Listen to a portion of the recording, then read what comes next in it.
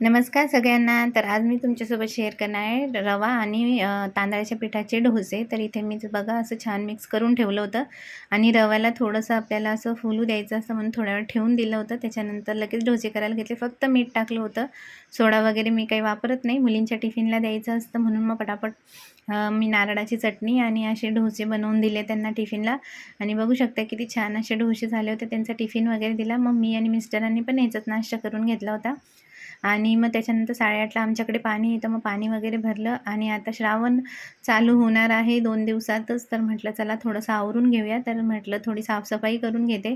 तर अशा सगळ्यात अगोदर ना किचनचंच आवरून घेतलं. हे बघा इथे बाहेर खिडकी वगैरे घाण होऊन जाते.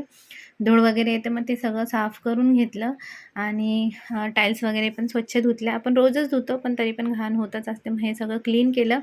एकीकडे मशीनला कपडे लावले आणि म्हटलं जाळे वगैरे पण काढून घेते सगळीकडे. छान असं आवरते आणि असं होतं आजचा दिवस. कसा वाटला मिनी व्लॉग नक्की कमेंट करून सांगा. चला मग बाय.